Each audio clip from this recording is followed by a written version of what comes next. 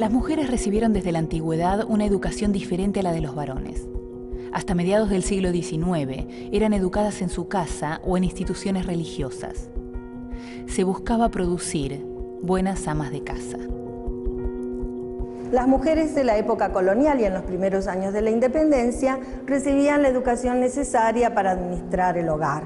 Las que estaban en los conventos recibían la instrucción de las primeras letras y de los cálculos matemáticos, particularmente las que tenían la función de administrar esas organizaciones conventuales.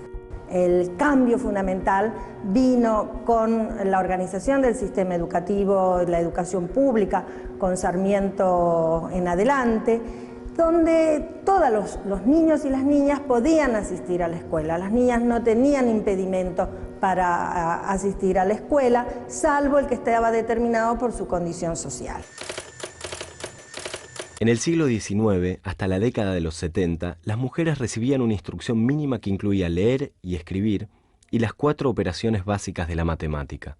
Las familias adineradas educaban a sus hijas con preceptores extranjeros. Durante la presidencia de Bartolomé Mitre, Sarmiento viajó a los Estados Unidos, donde se entrevistó con el pedagogo Horace Mann y su esposa Mary. Volvió maravillado con el modelo educativo laico norteamericano y lo aplicó en el país. Sarmiento concebía poblar el territorio argentino estableciendo lo que llamaba aldeas de la virtud, con una iglesia, una municipalidad y una escuela. La cultura del trabajo importada con los colonos europeos sería difundida por la escuela pública, gratuita y accesible para todos. Así se crearía una nueva sociedad. Educar era una manera de combatir a la barbarie, el mal, según Sarmiento, que sufría nuestro país. Cuando fue presidente, lo puso en práctica y trajo al país un contingente de docentes norteamericanas. En 1869 llegó la primera, Mary Gorman. En total, fueron 65 educadores, 61 mujeres y solo 4 varones. En 1870 se fundó la primera escuela normal mixta, dedicada a formar docentes argentinas. Su directora fue Juana Manso, quien además escribió el primer manual de la historia argentina, el Compendio de la Historia de las Provincias Unidas del Río de la Plata. Desde entonces, las mujeres forman el 85% del cuerpo docente en el país.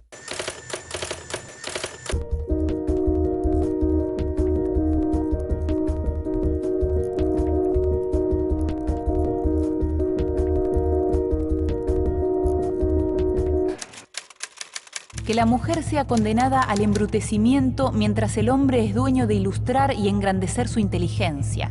Desproporción fatal que solo contribuye a la infelicidad de ambos y a alejar más y más nuestro porvenir.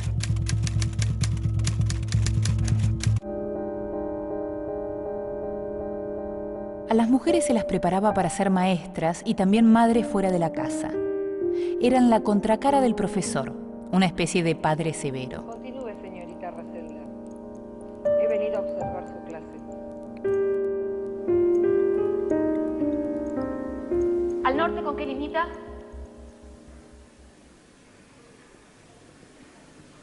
No están escuchando. Al norte, ¿con qué limita el norte?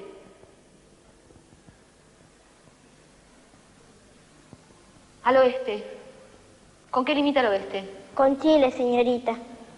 Muy bien.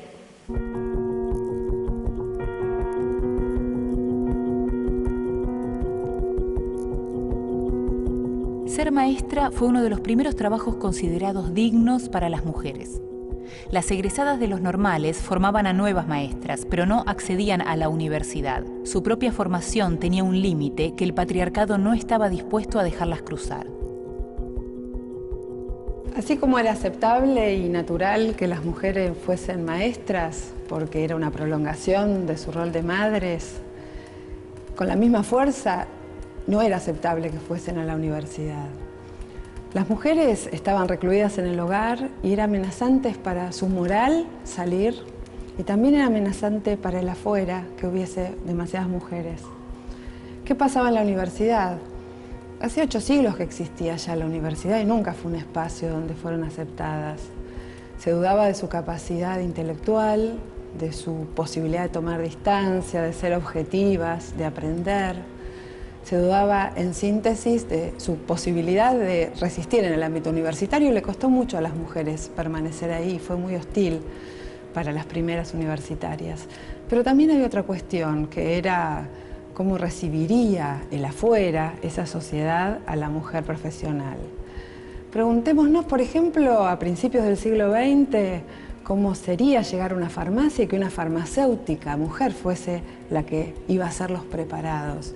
O más aún, cómo sería para una persona, para un hombre, para una mujer, ir a ver a un médico y que fuese una mujer la médica que lo estaba por atender.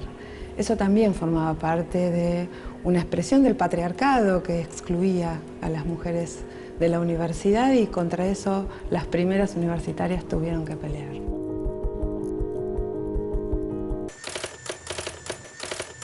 A fines del siglo XIX, las mujeres comenzaron a acceder a los estudios universitarios.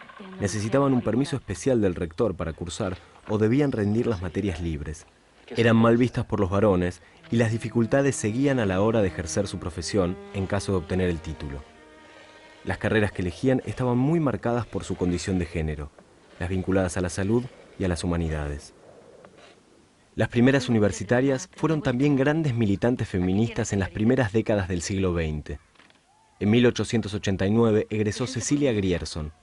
Antes de recibirse, fundó la Escuela de Enfermería en 1886 y en 1904 la Asociación de Universitarias Argentinas. La siguieron Elvira Rawson, Julieta Lanteri y Alicia Moró. Todas ellas formaron parte del Congreso Femenino Internacional que se organizó en 1910 y fueron militantes muy activas por la igualdad de oportunidades para los géneros. En 1918 se produjo en Córdoba la Reforma Universitaria. Los manifiestos de la rebelión, sin embargo, no mencionan a las mujeres. Hablan de hombres libres y revolucionarios. Nunca una mujer fue presidenta de la Federación Universitaria Argentina.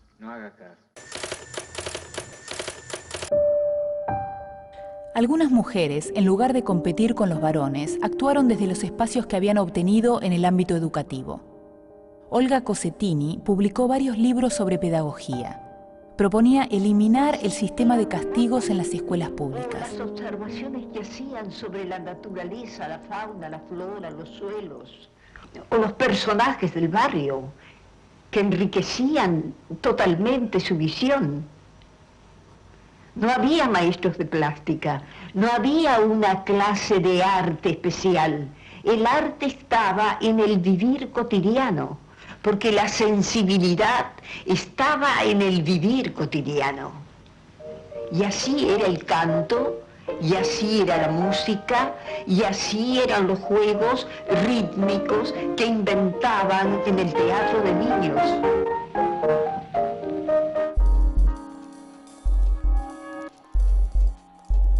La opinión tradicional sostenía que las mujeres eran más sensibles o sentimentales que los varones, y por eso debían permanecer en lugares como la escuela o el hospital para preservar esta supuesta fragilidad emocional, siempre amenazada por la presencia de los varones.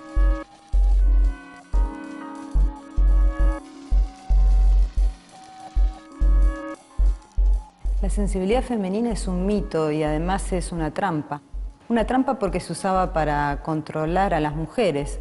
Era decirles de alguna manera, ustedes tienen que estar en este lugar aparte porque son inmaculadas, etéreas, deben ser protegidas, no pueden corromperse con los males del mundo. Y esto era aislarlas de cualquier tipo de lugar de poder y de cualquier tipo de posición social en la que pudieran influir. Esto también implicaba, por supuesto, que se las educara de una manera diferente.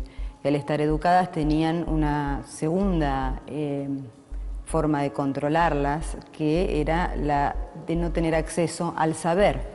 Digamos, una tercera perversidad hacia las mujeres, que es hay que protegerlas porque están al borde, están caminando por el borde de estar desestabilizadas. El hombre puede desestabilizarlas, hacerlas no solamente ir por el mal camino, sino volverlas locas. Son ultrasensibles y esto no es bueno, no son seres racionales, son casi como animalitos. La educación no formal para las mujeres se mantuvo durante buena parte del siglo XX, fiel al modelo de la madre ligada al hogar. Este estereotipo era todavía muy fuerte y tenía plena vigencia hasta la década de los 60. Los manuales escolares aún promovían los roles tradicionales de madre y esposa. La división del trabajo según el género continuaba y esto se extendía en el ámbito educativo. Todo reforzaba y naturalizaba el rol subalterno de las mujeres dentro de la sociedad patriarcal, al servicio de la familia y como objeto sexual para consumo del hombre. La ruptura con este modelo fue un proceso largo y complejo que aún no se ha completado. Estos estereotipos se mantienen en la actualidad y conviven con el de la mujer profesional. El acceso masivo de las mujeres a la educación universitaria fue uno de los factores clave para iniciar este cambio social.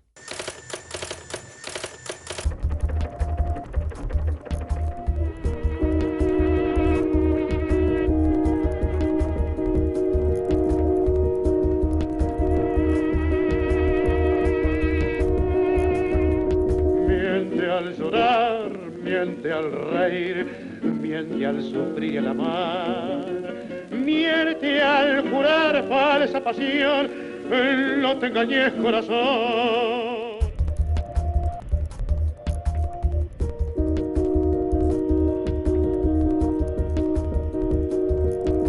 No solamente acá en nuestro país, sino en todo el mundo. No, yo creo que ganó muchas cosas. Inclusive intelectualmente, el tener que trabajar, el tener una vida profesional, yo creo que hace más interesante a la sociedad. No perdió algo de lo femenino, sino que tal vez cambió la idea de femenino. No, yo creo que ganó. Mantuvo su ser femenino y ganó muchos espacios nuevos.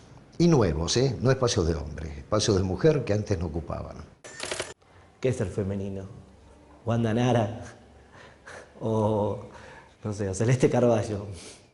No perdió nada, creo que al revés, es decir, ha ido ganando en ese sentido. La feminidad no se modifica porque asuma tareas que supuestamente son exclusivas de los varones. Hay más lesbianas por ahí, pero la mujer femenina sigue existiendo a full. Sí.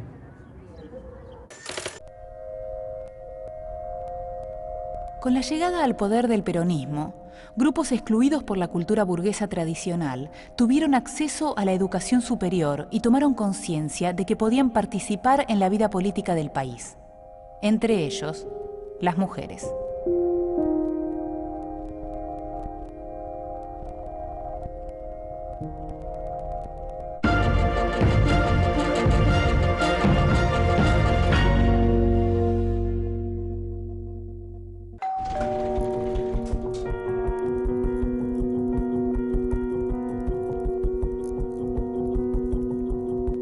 Con el gobierno peronista, las mujeres no solo lograron el derecho al voto, sino que obtuvieron un mayor protagonismo social. En general, las élites intelectuales vieron, en eslóganes de ese periodo, tales como "alpargatas sí, libros no", una provocación. Alpargatas sí, libros no fue uno de los eslogans más conocidos de la época peronista y que todavía perdura. Sin embargo, el peronismo buscó aumentar e incrementar la matrícula educativa en todos los niveles, tanto para mujeres como para varones. Sin embargo, se valió de mecanismos formales e informales. Por un lado, los mecanismos implementados por el Estado, que son los conocidos a través de los colegios, y los informales a través de la Fundación Eva Perón y del Partido Peronista Femenino. El Partido Peronista Femenino implementó un plan de educación para mujeres que implicaba enseñarles a leer, a escribir, sumar y restar. Considerando que eran 4.000 unidades básicas en todo el país, el nivel de alcance fue altísimo. Por otra parte, estas mujeres también se las educaba en otras materias. Si querían salir de su hogar a trabajar, podían también aprender dactilografía, taquigrafía, inglés, francés y declamación. El papel de la mujer docente se vio priorizado y fundamentalmente revalorizado a través de los libros de lectura, donde se equiparaba a la maestra con Evita y con mamá. Y los libros de lectura de la época rezaban mamá, Evita y la señorita. Mamá, a su vez, debía ser educada fuertemente en la unidad básica y adoctrinada para cumplir con un rol fundamental, educadora de sus hijos, perpetuadora de la especie y adoctrinar y peronizar a la familia. Por otra parte, dentro de la organización no formal implementada por la Fundación Eva Perón, se implementó la Escuela de Enfermeras. Una escuela de enfermeras muy singular, que parecía más una organización militar que una organización sanitaria. Durante las décadas de los 50 y 60 aparecieron instituciones fundamentales para la universidad, como el CONICET. Las mujeres se incorporaron masivamente a la educación superior. Las áreas preferidas eran filosofía, historia, educación, letras, sociología, psicología, odontología, exactas, química, bioquímica, farmacia y algunas ramas de medicina. Las carreras con más mujeres docentes eran sociología y psicología. Nuria Cortada fue una de las organizadoras de la carrera de psicología. Olga II de Plaza, una de las primeras egresadas, propuso crear el Colegio de Graduados de Psicólogos. Los estudiantes participaron activamente en el desarrollo de la sociedad argentina en esos años, marcados por continuos golpes de Estado, por el peronismo proscripto, por el ejemplo de la Revolución Cubana y por las luchas de emancipación de las colonias europeas en África. Las mujeres participaron en los movimientos estudiantiles, pero las decisiones seguían en poder de los varones. Para muchas alumnas, la experiencia universitaria fue fundamental en la construcción de su propia subjetividad. Les permitió desarrollar proyectos propios y valerse de este ámbito para construir nuevas posiciones teóricas.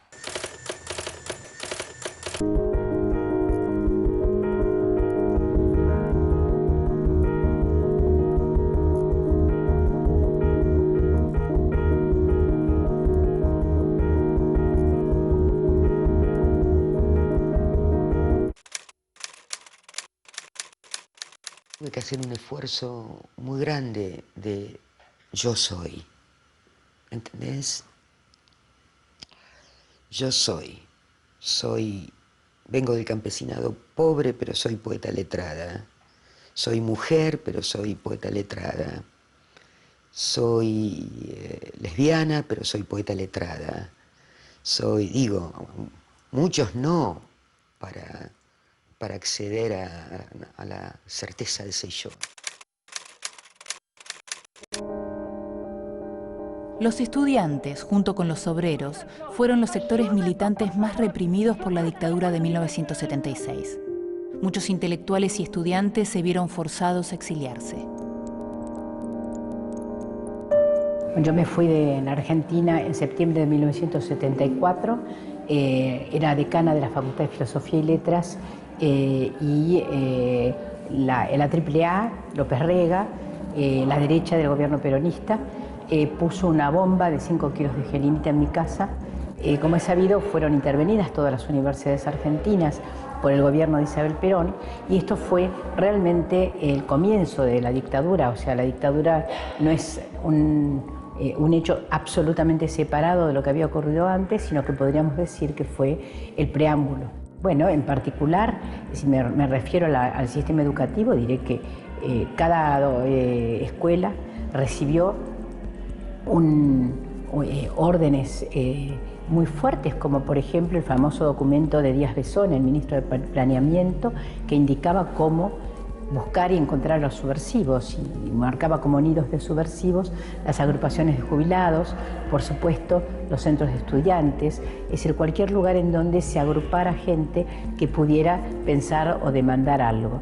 Esto, por supuesto, que no incidió en todos los docentes, y de hecho la docencia argentina fue un reservorio de resistencia que se fue luego manifestando hacia el final de la dictadura, pero influyó, por supuesto, en la vida cotidiana de las escuelas y las universidades, en donde, bueno, de alguna manera el signo de las universidades lo había puesto Sánchez Abelenda, el interventor en el 74 de la Facultad de Filosofía y Letras, que con una rama de olivo recorrió varias facultades para exorcizar los malos espíritus de Freud, Marx y Piaget.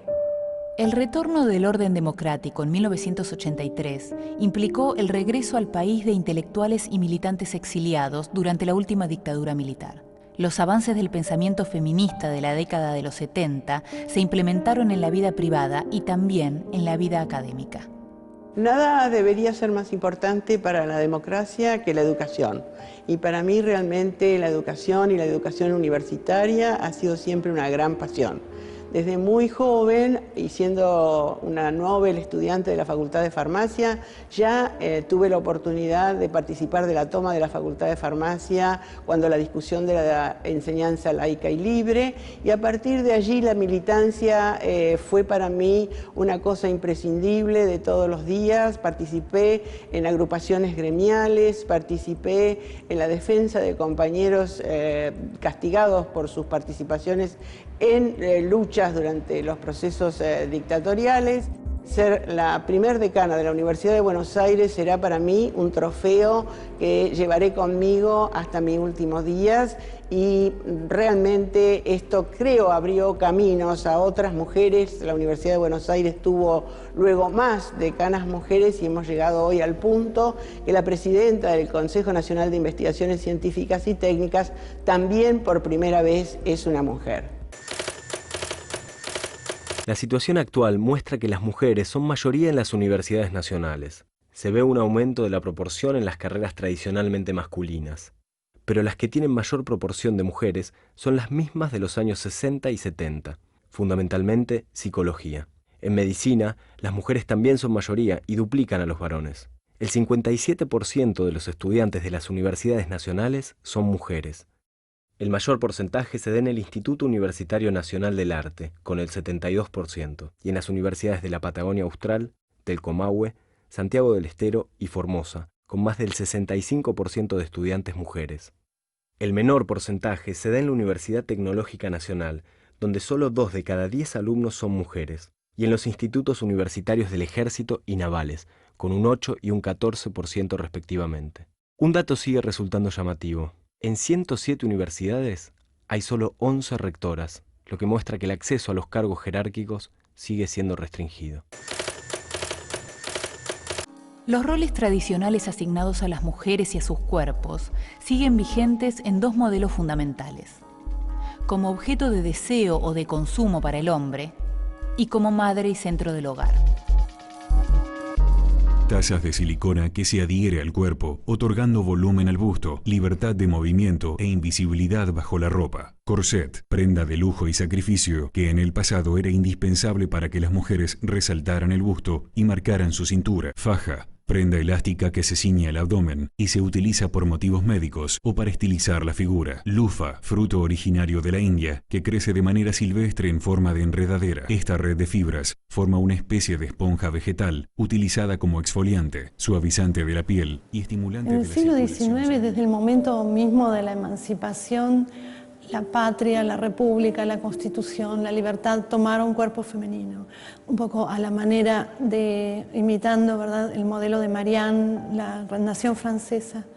Pero bueno, ese modelo femenino abstracto que operó, digamos, con estas grandes ideas, poco tenía que ver con los modelos femeninos en curso en la vida real, donde había como 2 modelos contrapuestos y antitéticos de la mujer objeto de deseo, digamos, prostituta, madre, ¿no? Y la madre de familia, por el otro lado, como guardiana, guía, proveedora del hogar. Y a pesar de que en estos 200 años los lugares de las mujeres cambiaron mucho, se diversificaron, se amplificaron al ámbito universitario, al ámbito de la política, etc., esos modelos como imagen siguen funcionando. Y funcionan sobre todo para las jóvenes que comienzan a ser mujeres. Digamos, todo el mundo de la publicidad les vende este lugar de objeto y sujeto, de deseo y de consumo, la mujer reducida a su cuerpo, consumiendo estas imágenes que le venden un ideal de delgadez extrema, enorme cantidad de implementos para modificar su cuerpo, para producir una cierta belleza.